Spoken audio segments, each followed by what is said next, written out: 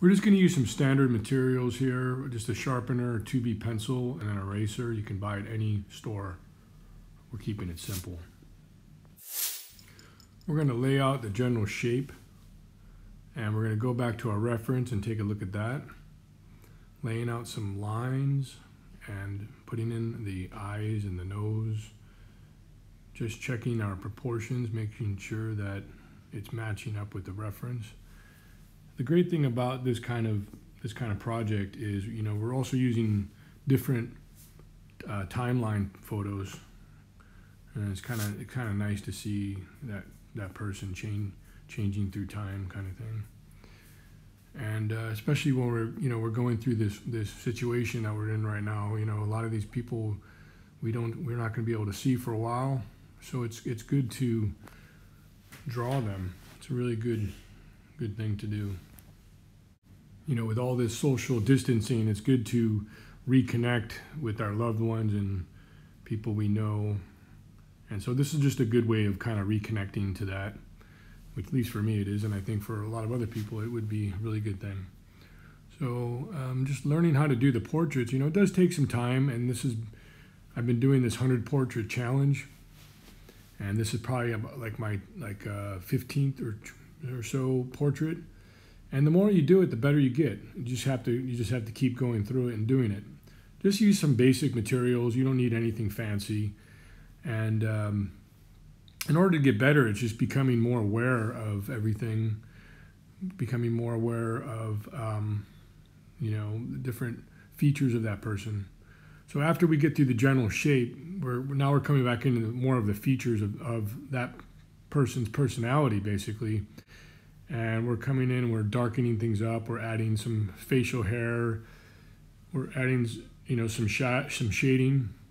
And with the shading, you can just shade in with the pencil, and you can smudge it in with your hand. You can go a little bit darker. You don't want to go 100% dark at this point. You just kind of want to slowly build it up. You want to build up the shading as you're going through it. This video has been sped up 2 times.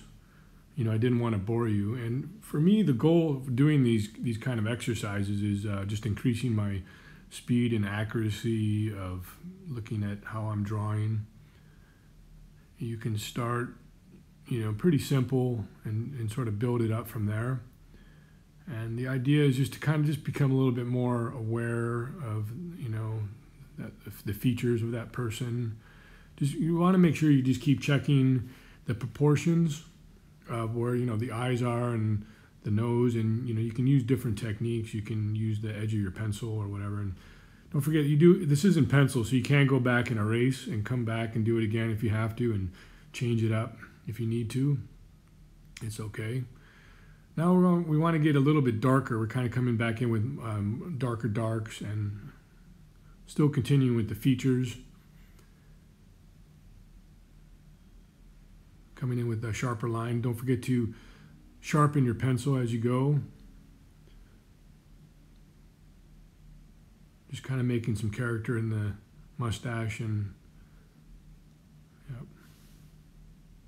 coming back in and shading and darkening and coming back through the whole thing again. You don't have to be 100% accurate. I think if you're about 90% accurate, it's pretty good, as long as it has some resemblance of that person. I think it's, this is a great little montage to do, and you can do 2 or 3 portraits on the same page, or you can do it with, maybe their children or loved ones or whatever. But I just wanted to do this one. This is actually my brother, and I would have liked to have done a few more, which I'll probably do a few more of him, maybe as he's younger, and maybe the rest of his family. Like I said, it's really good to reminisce, and you kind of brings back memories of some experience you had with them.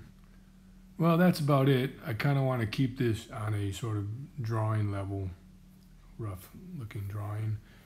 And I really enjoy doing this, and I'm looking forward to doing more. Thanks.